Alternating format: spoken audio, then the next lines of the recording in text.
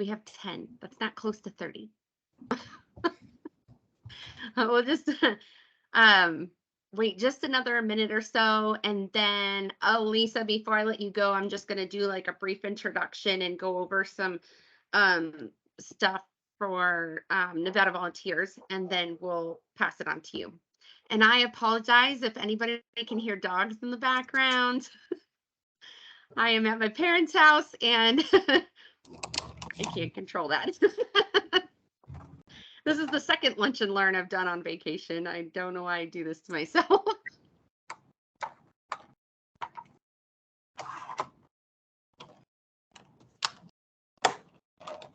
Okay, we're getting more and more people on here. I'm going to go ahead and just start my portion of it because I feel like it's probably redundant for a lot of the people on the call if they've ever been on a call. What I'm going to do is ask everybody to please mute yourself if you haven't done that yet, and we'll just go ahead and get started.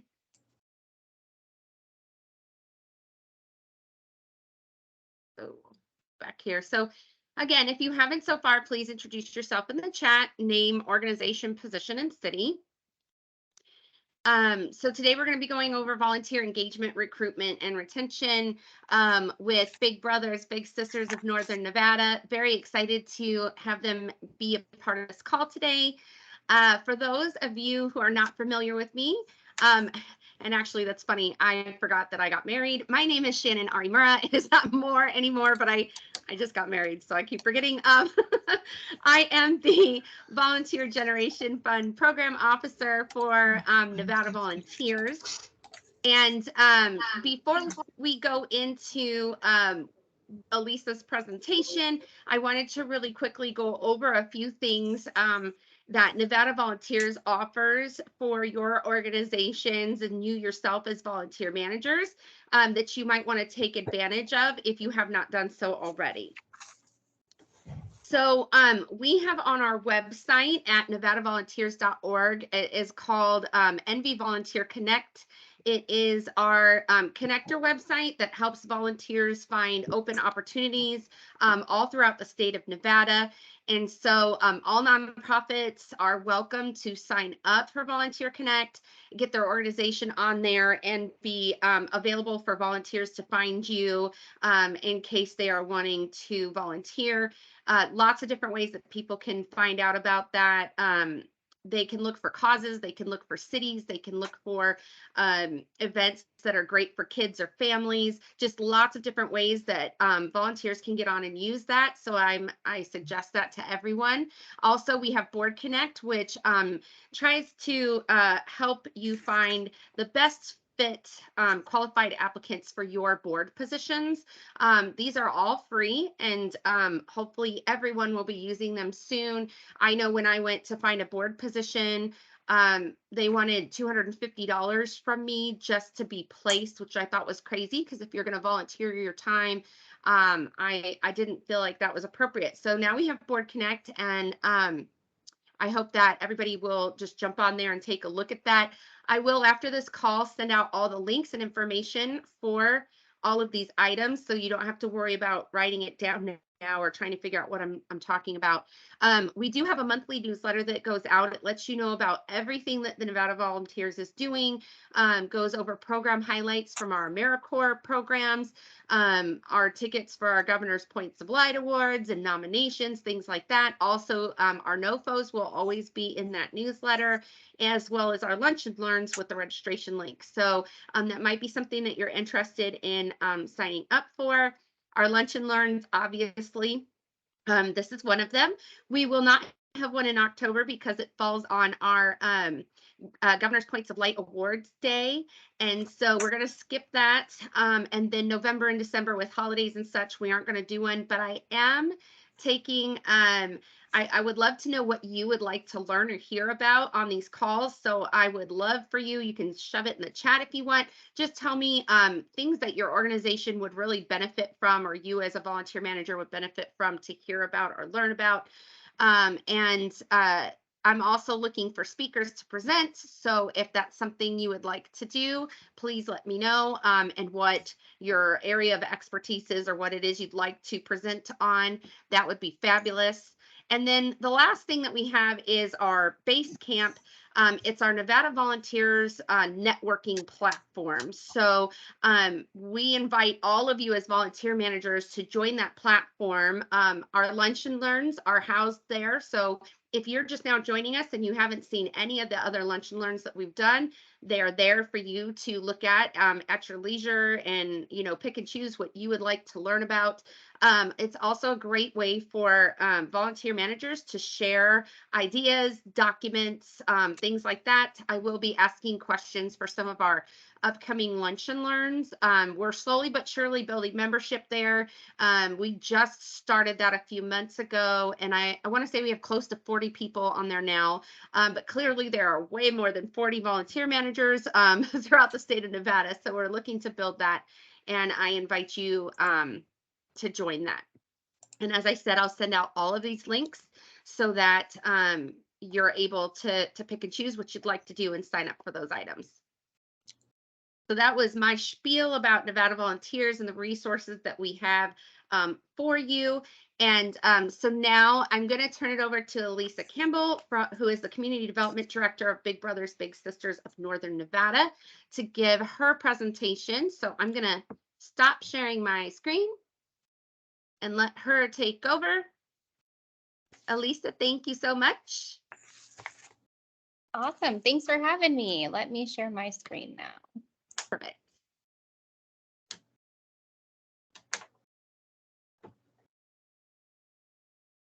All right. So today I'm going to minimize that there so that everybody can see the whole screen.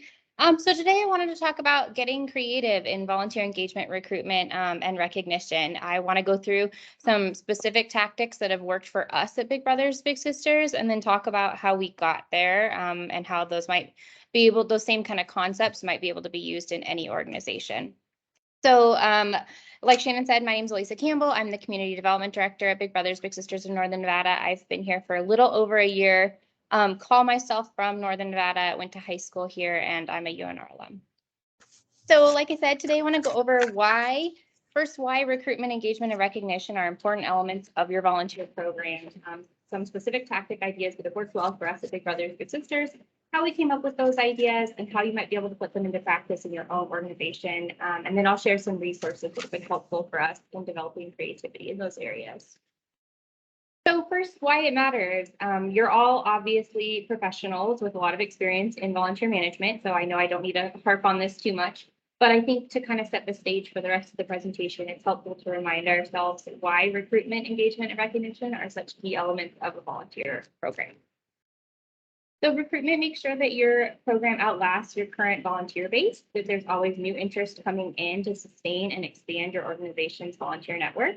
It makes sure that the general public are aware of what you're doing and what your mission is. And it can even support day-to-day activities if you have a really small staff team.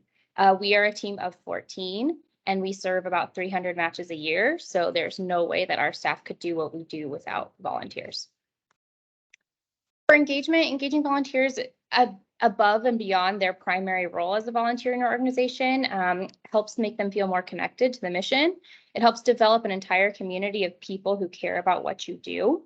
It can also increase donations. I was reading an article from 2021 that cited that 85% of volunteers donate to the nonprofits they volunteer with. And donors who chose to volunteer gave 56% more than volunteers or than donors who did not volunteer. The last thing, and possibly the most important thing, is that engaging volunteers beyond their current role can make really good use of the networks and talents that those volunteers have, and you may not even know that they have them. For example, we may have a big sister who is a really great big sister, a great mentor to a child, but she's also a marketing professional.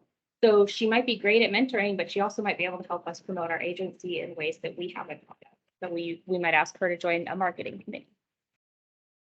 And finally, recognition. I think we all understand why volunteer recognition is critical to their retention and therefore the success of your organization. I can't stress how important it is for staff to nurture individual relationships with volunteers, as well as set up spaces and ways for volunteers to foster relationships among themselves and really develop a community within the volunteer network. When volunteers feel appreciated, supportive, and part of that community, they want to stay with your program and their passion for your mission is renewed. So like I said, I want to go through a couple of specific tactics we've used in the last year here at Big Brothers Big Sisters that we feel have been really creative. We're really proud of them. And each tactic furthered recruitment, engagement, and recognition all in one. So to me, that's the best way we can work smarter, not harder, is to hit all of those three areas with one task. I know that most nonprofits are in the situation we're in with limited resources, limited staff time.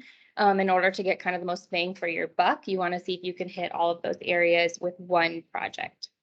Obviously, every organization that you guys belong to have different missions, capacities, resources. So with each tactic, I also want to kind of talk about ideas that I had where maybe you could pull this out of a youth mentoring situation and make it benefit your organization as well. So the first tactic I want to touch on is our Big Ambassador Committee, which we started earlier this year. That is a committee that's open to current and former volunteers in our program, and the goal is for members to tap into their networks and help recruit new potential volunteers. So we met together, and I had a little worksheet, which will be on my resources page, about exploring your network and thinking about all the places you go daily, all the people you do business with, your church, your friends, your sports teams, all of that, to get these volunteers thinking about who in their lives might be good volunteers. And then to get them to kind of write down some names and think about making a plan to have lunch with those folks or grab coffee and talk about volunteering and why they'd be a great volunteer. The engagement element here was that we did a lot of passive promotional strategies that the volunteers could kind of set and forget. They were something that they could do a one-time installation of, and then it would continue to spread the word about their service and our program. So those are things like you see on the screen: car magnets, tote bags, license plate frames, and then up in the right, we're super proud of those yard signs. Those have like a QR code too, so somebody can scan it and sign up to be a big right there if they're interested. They open the door for the bigs to have conversations with the people they know about their volunteering. People see that car magnet and they say, "Oh, I didn't know you were a part of that program. What do you do?" And they get to talk and brag a little bit about what they do. And like I said, they're also one-time setup, and then the return keeps giving and giving and giving as people see it. So we also made sure that each Big Ambassador Committee member had a toolkit with appropriate material that made the volunteers feel confident speaking to others about the program. So we included things like fact sheets, brochures, statistics, providing answers for questions they may frequently get asked so that they felt like they had everything they needed to go out and try to recruit new volunteers.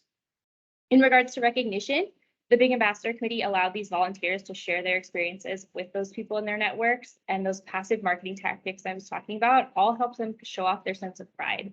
Every volunteer on the committee asked for multiple yard signs because they wanted to put one at their work, one at their home. They had all sorts of ideas. They're so proud of what they do with you. You just have to give them that opportunity to brag about it.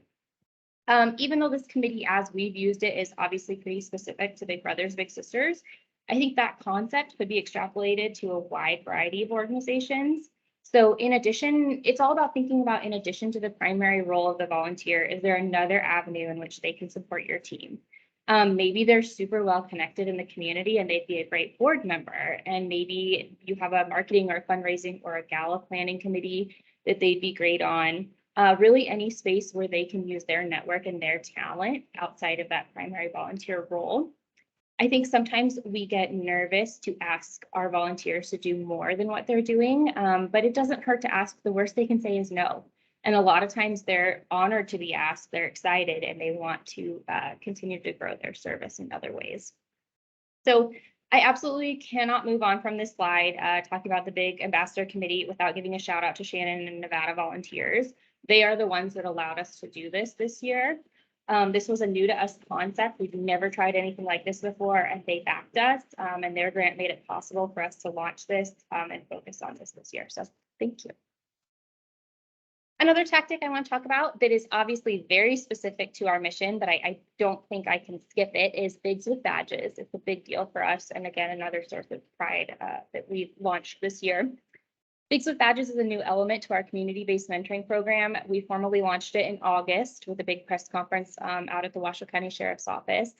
And the program connects at-risk youth with local law enforcement officers and first responders to create relationships based on mutual trust and understanding.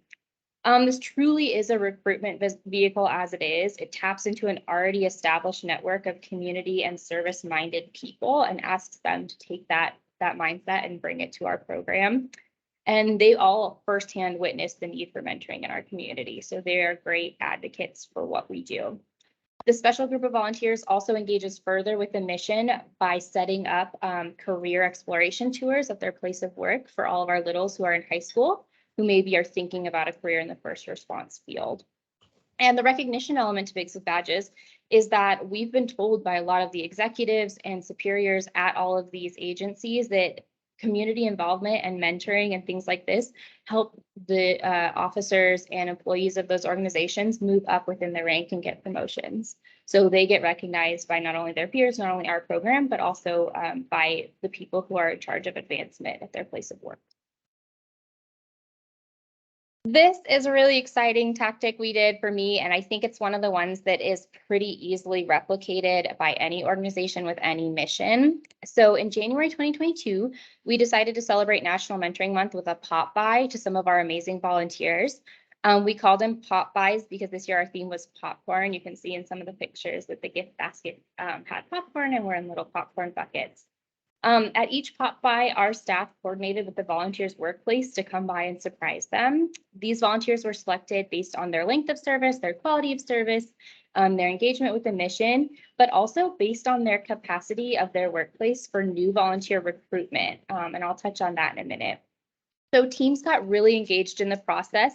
Some of the supervisors even scheduled fake meetings with the volunteer and staff so that the volunteer could be surprised with their entire team in the room and celebrated with all of their peers.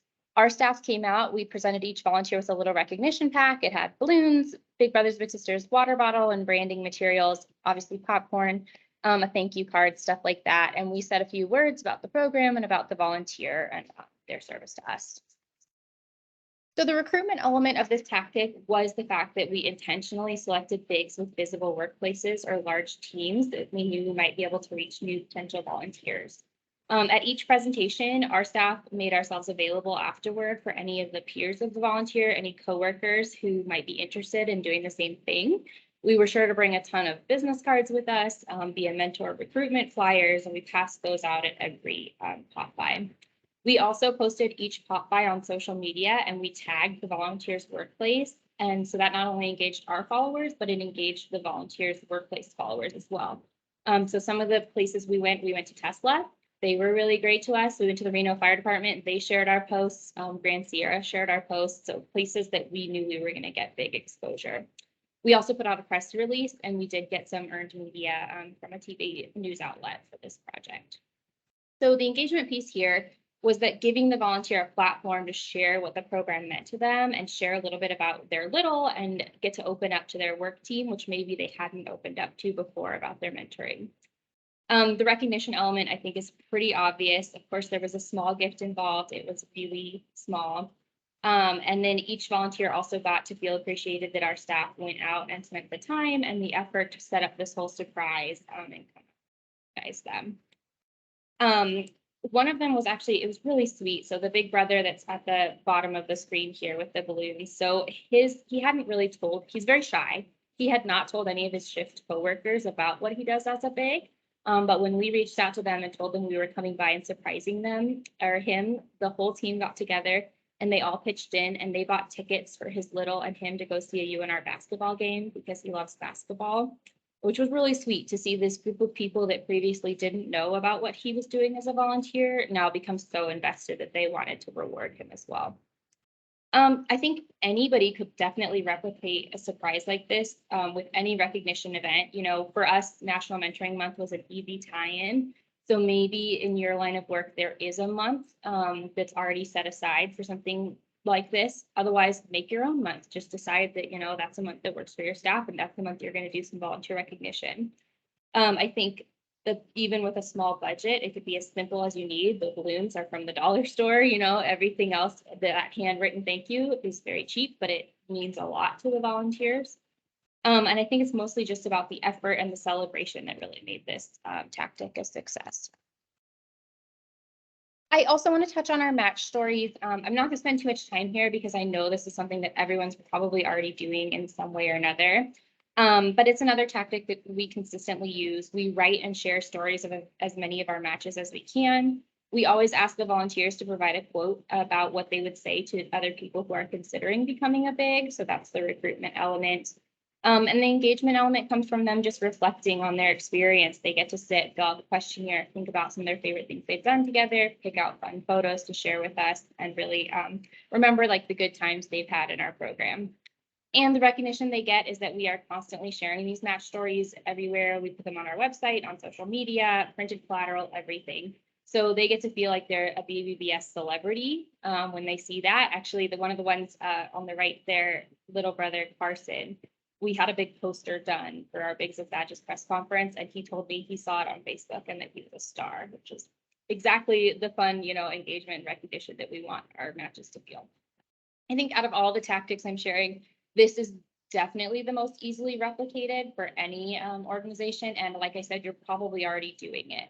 But I know it's really hard when you've got a million other things going on to set the time aside to tell these stories of what you're doing, but it's critical. Nobody can support you either as a volunteer or as a donor if they don't know what you're doing. So having them in a specific format, in a specific regular schedule that you put them together and release them helps you, and it helps your staff because your fundraising staff and your volunteer recruitment staff have these on hand. They have a constant new flow of them to share with anybody that they need to.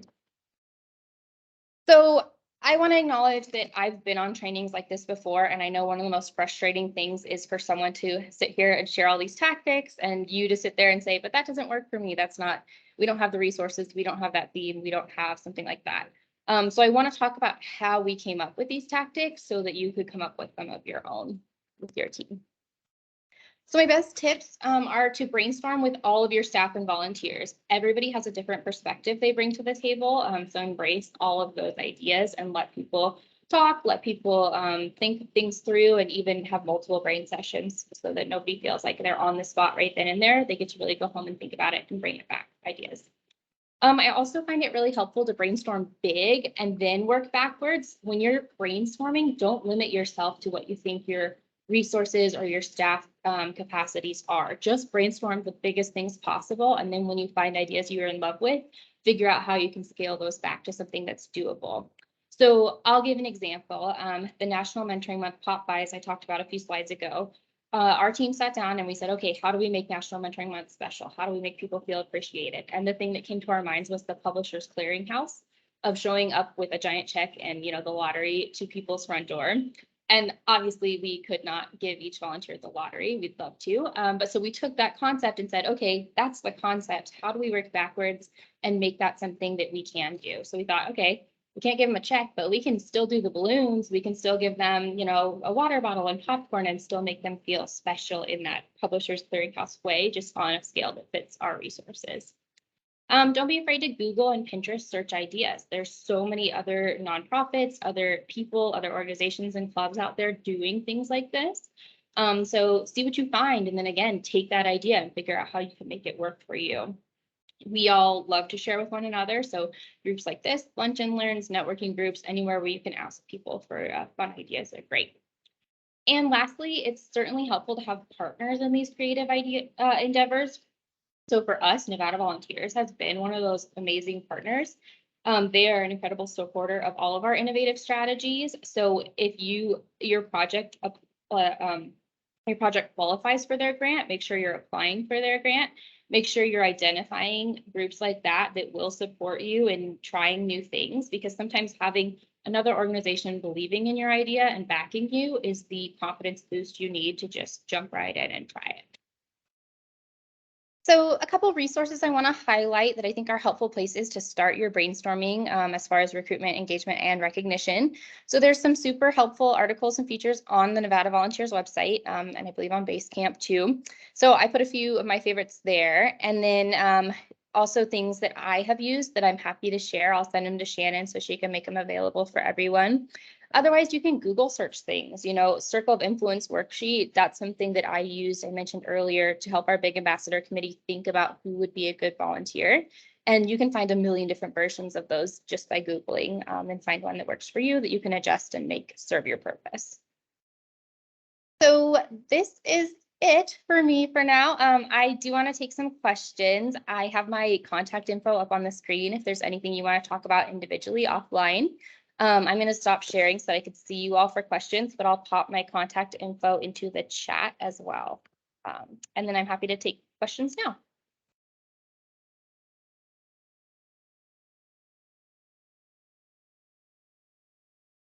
Hi, this is Tanya. Was there any tactics that you tried that you didn't work that you thought were a waste of your time? That's a great question. Oh gosh, I know there are some because I know we've had these talks of like, well, try it once, didn't work, we won't do it again. I can't think of any off the top of my head. But if it comes to me as we're talking, I will loop back. But I think, like I said, that's the beautiful thing of having somebody that backs you, is because you can try it and you can give it a shot. And then if it doesn't work, you learn from it. You see if there's a way you can make it work the next time, or you just don't do it again. Anything else?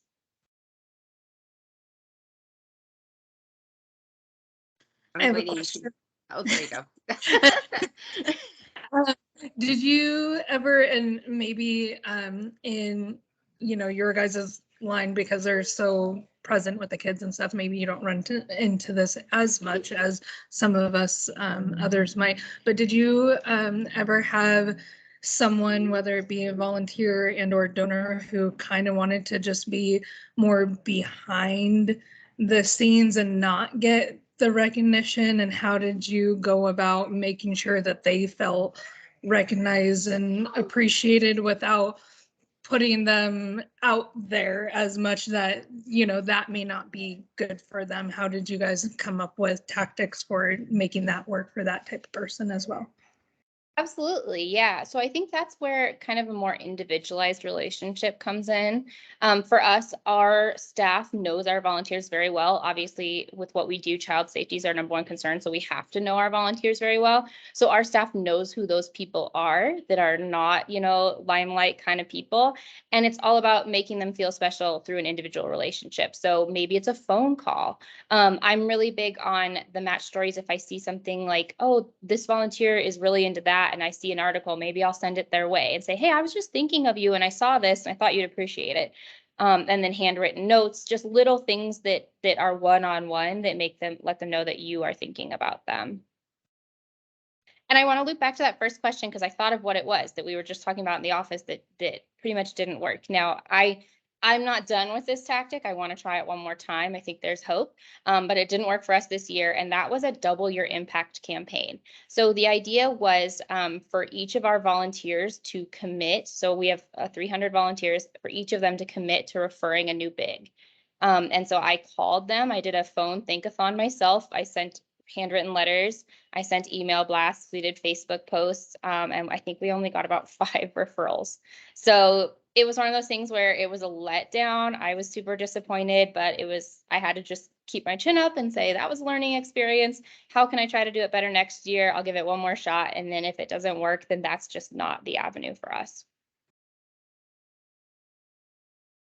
Any other chime in questions? there? Yeah. The American Cancer Society does that, and they also had problems with it for a long time. Like nobody would do anything, but then what they found was they found a donor to donate some big prize, and then everybody who gave you a referral got into that prize, and then it became like, ooh, I want that, and so everybody suddenly we're getting 5 referrals per person instead of 1, and so that's just something to keep in mind. It works when you give away things. 100%. And I got that feedback from some of the volunteers. And I think as volunteer managers, as staff in your program, it's hard. I think sometimes it can be hard to maybe like get off your high horse a little bit for in a minute like that. Because for me, I go, oh, why do you want a prize? Why don't you just care about what we're doing enough to want to help us? But we have to remember that these are volunteers that are giving of their time already and usually of their money. And just they're not quite as invested as staff are. And so we have to not like hold that against them and say, you want a prize, and think anything less of them for that. And just know that, hey, if that's a tool that works, it's a tool that works and we got to do it. Yeah, totally. I'd like to just add a funny chime in along those lines. Last night, I was at a architecture product show, and we had a couple volunteers. We set up our table, and we thought we were so innovative. Well, you know, anyways, we put out a bottle of vodka as the winning prize. And so people were coming up to put their cards in. I'm like, I knew it would work, right? So, but most people would stop and talk to us for quite a while, but there was a few that would just cut in front of everybody and throw their card in. Well, at the end of the show, we hear, and now for the $3,000 prize winner, I hope that you all put your cards in every vendor's bucket. So we thought our bottle of vodka was the incentive. No, people were rushing because of the cash. Oh my gosh, that's funny. So incentives do, you know, they do help. And I guess cash is better than alcohol. Anyways, all right. That's but note funny. taken from you Well, as well. And on that note, Mandy, I mean, so I don't know if anybody else keeps tabs on these numbers. For us, we know it takes people 3 to 4 times of hearing about us before they sign up. They have to hear my presentation, my spiel multiple times before they take the leap. So what you guys did is that's the first touch. You know, maybe those people were just going around for the $3,000 prize, not for your vodka, but you got to touch it. Hey, that's one, you know, and you're two touches away from maybe converting that person into a volunteer. So anything helps. Yeah. Any other questions or comments? If there aren't, oh, go ahead, Mandy. No, go ahead, Shannon. No, it's okay. I'm going to talk about the things that I love about what they're doing. So go ahead and ask questions first. Yeah, no, I love all the great things that you're doing. Definitely, it seems very grand, but yet not very, you know, not a lot of funding goes. I mean, it doesn't seem like you're not incentivizing by throwing money at people, right? But no, I love the ideas that you presented. I do have a question in terms of, you know, keeping up on sharing those stories and things. Do you have a person that's dedicated to doing that?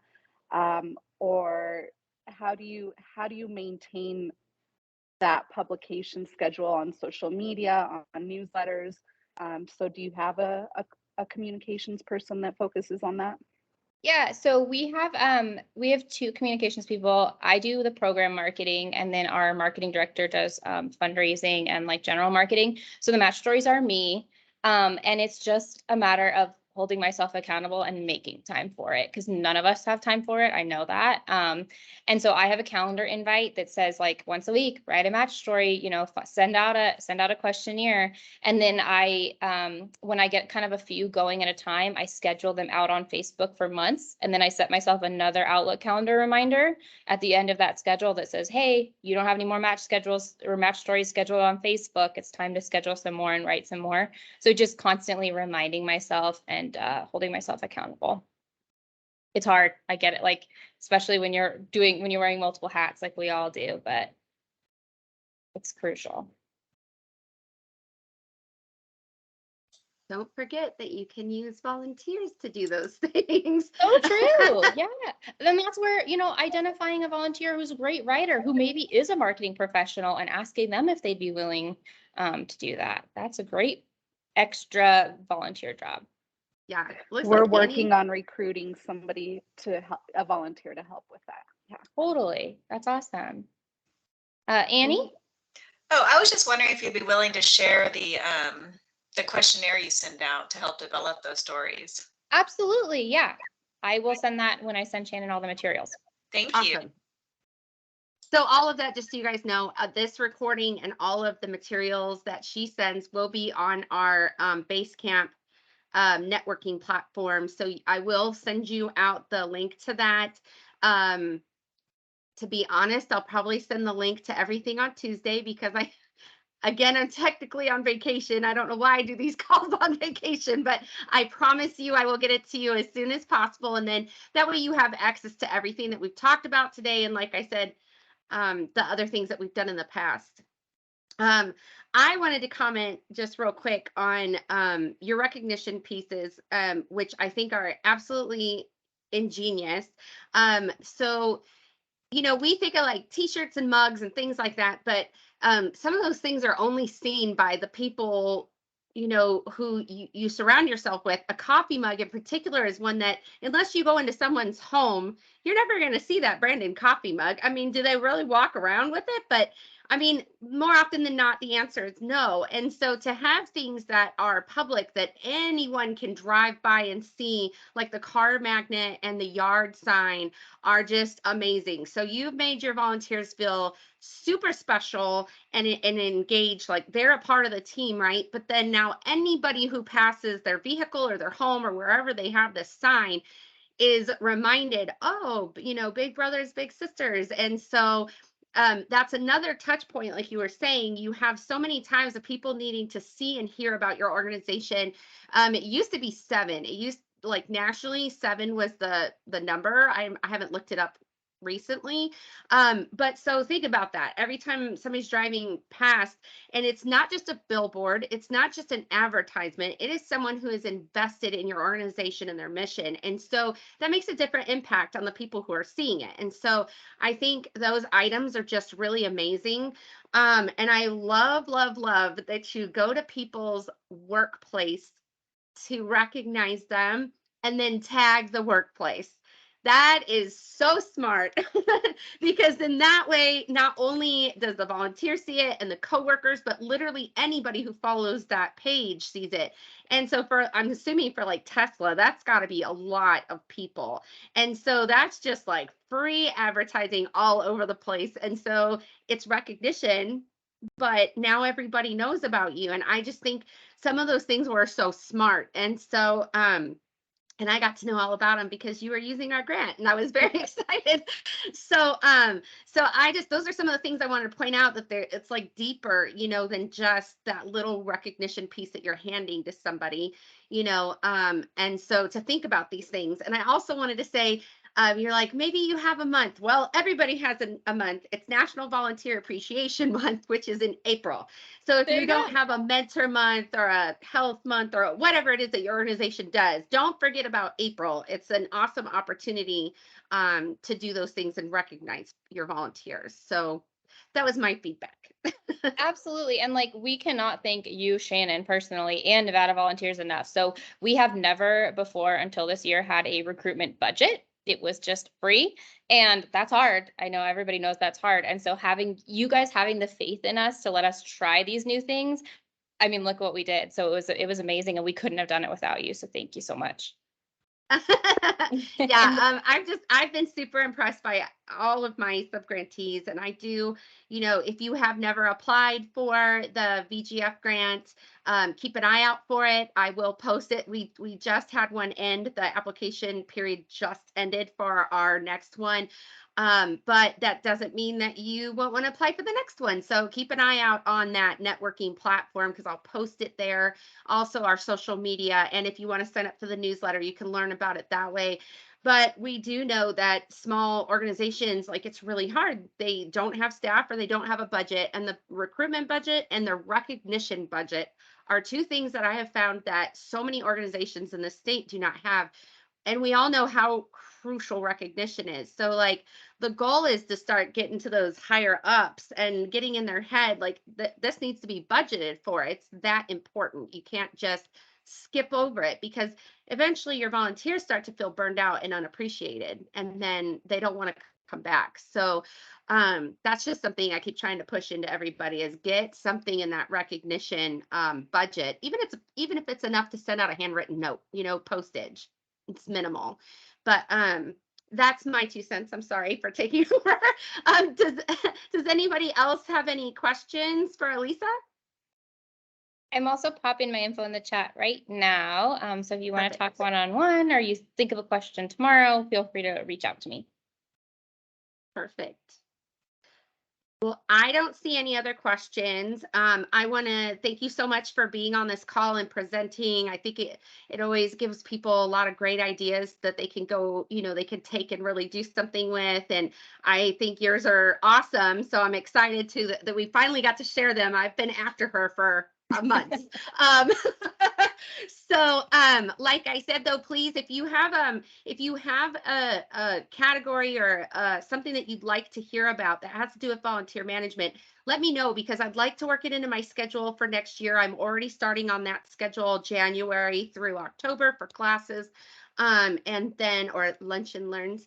And then if you'd like to be a presenter, please let me know that too. I'm looking for people who have something to say and share, and you just never know when you're going to be the person that resonates with another volunteer manager and says that one thing. They're going to be like, I can use that. I can go do something with that. So please reach out to me, and you'll get an email Tuesday. And I hope that everybody has a fabulous afternoon. Thank you. Thanks, everybody. Bye, guys.